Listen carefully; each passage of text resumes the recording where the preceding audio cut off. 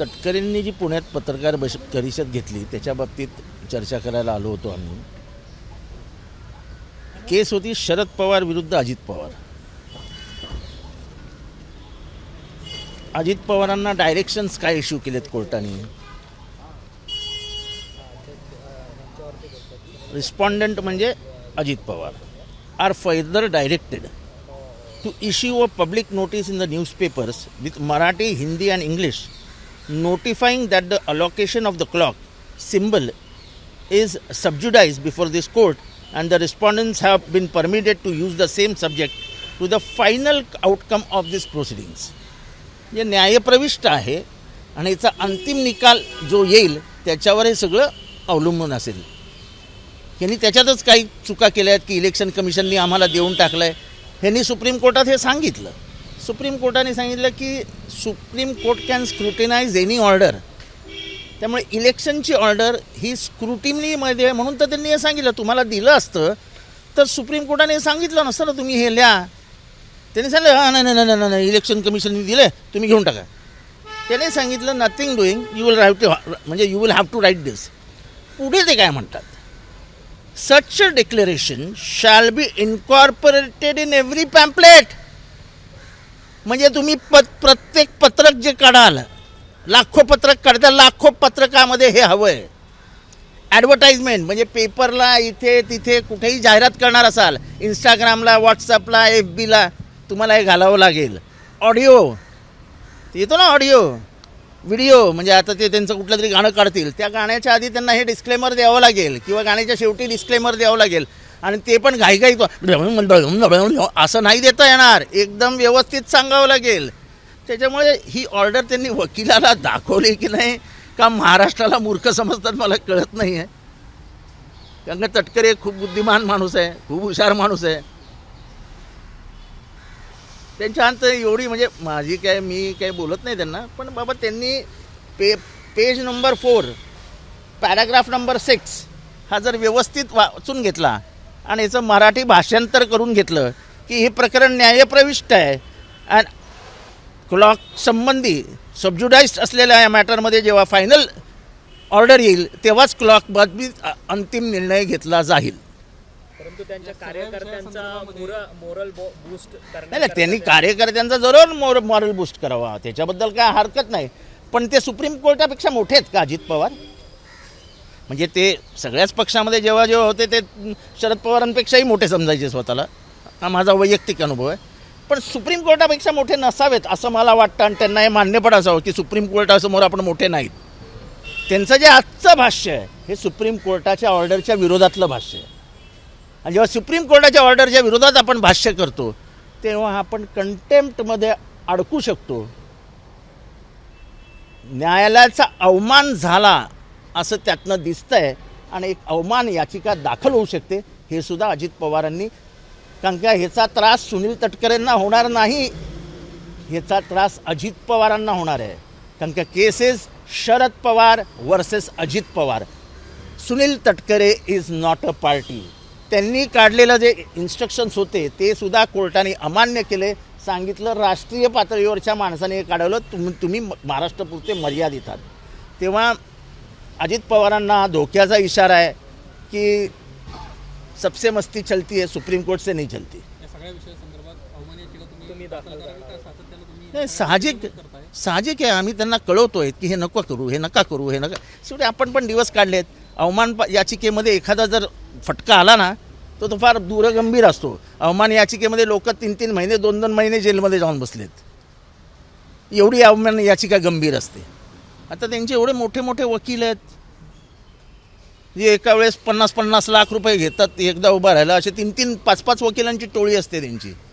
आमचा एकच वकील असतो अभिषेक मनू संघवी. त्यांच्याकडे 5 वकील असतात. त्या 5 वकिलांना हे जर समजू शकत नसेल म्हणजे माझ्यासारख्या सामान्य माणसाला हे समजतं आहे तर आश्चर्य आहे.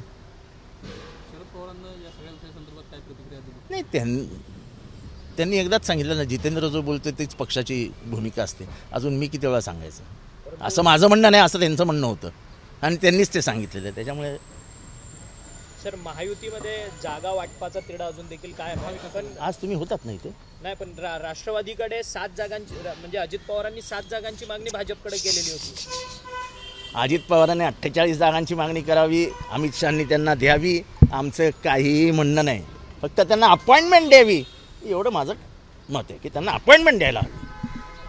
परंतु 7 जागांचा दावा केला तो कुठेतरी घसरताना पाहायला मिळतो. आता 4 मी जागा परत एकदा सांगतो, मला काय करायचंय, आपल्या खाली काय जळते ते बघा, दुसऱ्याच्या खाली जायला बघायला जाऊ नका ना. आपल्याला सवयच नाही दुसऱ्यामध्ये बोलायची. आपण आपली कुस्ती आपण खेळतो आहोत. महाविकास आघाडीमध्ये पण जागा वाटपाचं घोडं अडलेलं आहे. अजिबात. भिवंडीमध्ये तुम्ही आग्रही आहात की तुमचं जे उमेदवार आहे आपण उद्या आमची पार्लमेंटरी बोर्डाची मीटिंग आहे, त्याच्यामध्ये सगळ्या जागा फायनल होतील आणि आपल्याला कळेलच.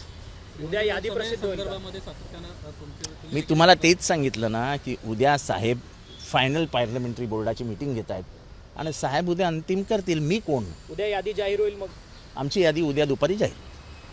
परंतु उद्या ठाकरे गट आणि राष्ट्रवादी शरद पवार एकत्रित पत्रकार परिषद घेऊन ह्या सगळ्या काही जागा आहेत तुमच्या नाही. महाविकास आघाडीच्या त्या रिलीज करणार आहेत. नाही, सर आणखी एक बाब होती, ईशान्य मुंबई संदर्भामध्ये सातत्यानं या ठिकाणाहून मागणी होत होती राष्ट्रवादीकडून. नाशिकमध्ये देखील आता उद्या आम्ही कुठल्या जागा मागितल्या होत्या, कुठल्या जागा दिल्या गेल्या आहेत, हे अंतिम शरद पवारांच्याकडेच यादी आहे ना, माझ्याकडे तर नाही आहे.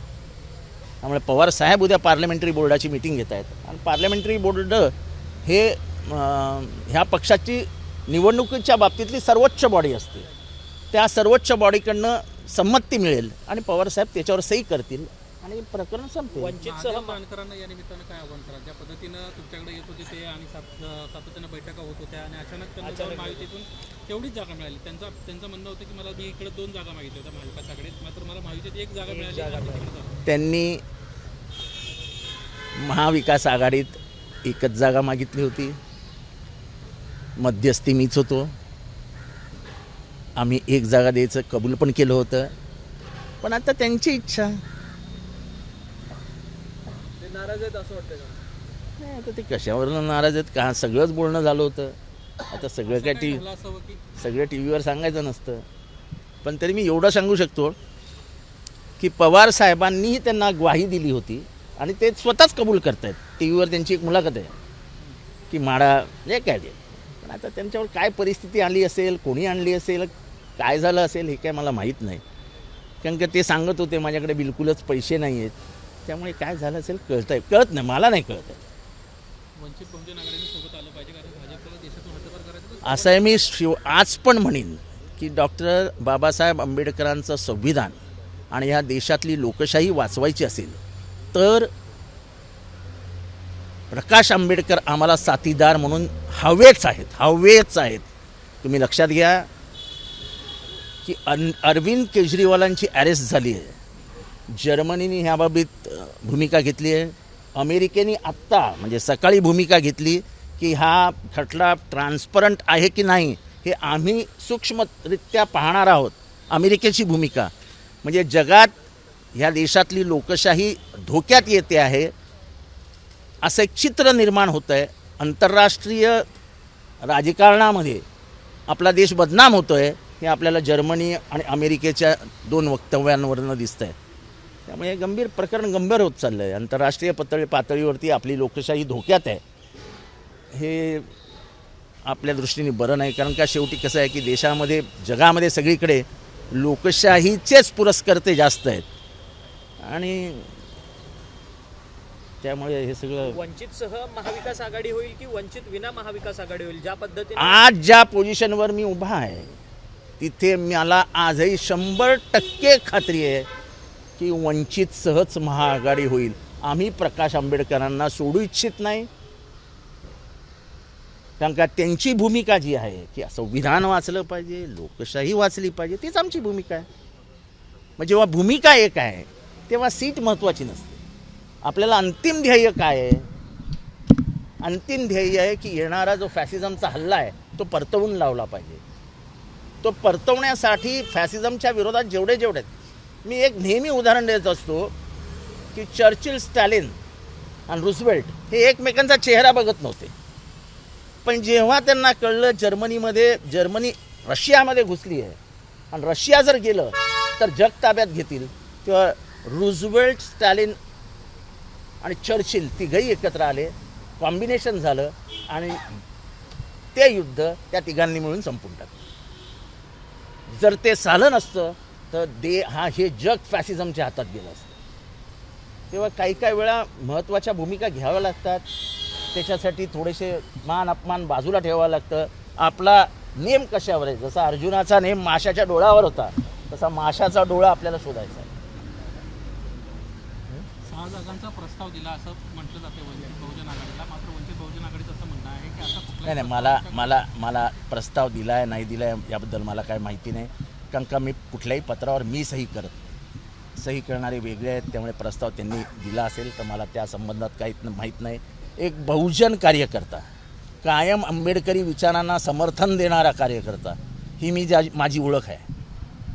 आणि माझं जे प्रेम आहे ह्या सगळ्या विषयांवर, त्या प्रेमातनं मी नेहमी बोलत असतो की तुमच्या रक्तात आंबेडकर आहे, आमच्या विचारात आंबेडकर आहे, आमचे विचार आणि तुमचं रक्त एक आलं तर महाराष्ट्र काबीज करू. आज राष्ट्रवादीचा जे ट्विटर हँडल आहे त्याच्यावरनं शर्मिला पवार जे आहेत त्यांना प्रश्न विचारण्यात आलेला आहे की म्हणजे काही दिवसांपूर्वी तुमची भूमिका वेगळी होती, आज अचानक तुमची भूमिका वेगळी का झाली? नाही, आता त्यांची भूमिका काय होती ती त्यांनी स्पष्ट केलेली आहे त्यांच्या नवऱ्याने, श्रीनिवास पवारांनी. आणि हे घरातलं आहे त्याच्यामुळे मी त्याच्यात बोलणं फार उचित होणार नाही. पण तरी सांगतो की तुम्ही भूमिका बदलू शकता. तुम्ही बापाला बाप म्हणायला विसरता. ज्यांनी सर्व काही केलं आहे त्याला म्हणता तुम्ही काय केलं माझ्यासाठी असं म्हणता. सगळ्याच काढून टाकता, कमरेखालचं डोक्यावर बांधता, कशाला दुसऱ्यावर टीका करता? तुम्हाला अधिकार दिला आहे का कोणी टीका करायचा दुसऱ्यावर? तुम्ही काय केलं पवारसाहेबांचं? पवारसाहेबांचे जे हाल केले आहेत तुम्ही, त्याच्याबद्दल तुम्हाला देवसुद्धा माफ करणार नाही. बारामतीकर तर सोडून द्या, कशाला 500-500 किलो मटणाच्या पार्ट्या देतात दर रविवारी? आणि ते एवढेच बोलले आहेत, खावा कोणाचं पण मटण पण दावा तुतारीचं बटण. काय बोलल्या? चुकीचं बोलल्या. आणि असं शर्मिला पवारांची भूमिका, त्या बिचारी म्हणजे त्या वहिनी कधी राजकारणात नाही आहेत, काय नाही आहेत, पण त्यांना भूमिका पटली नाही म्हणून त्या बोलते. म्हणजे त्यांचे यजमान श्रीनिवास पवार बोलले. आम्ही कोणी ह्या विषयावर बोललो पण नाही आहेत. ते त्यांचं आहे, ते बघतील. कशाला मध्ये मध्ये पडतात हे मला कळत नाही. हे मिटकरी त्या श्रीनिवास पवारांवर बोलले, कोणी अजून मी तर श्रीनिवास पवारांचं नाव पण नाही घेतलं कधी. आज पहिल्यांदा घेतलं जेव्हा तुम्ही शर्मिला वहिनींचं नाव घेतलं तेव्हा. एबीपी माझा, उघडा डोळे बघा नीट.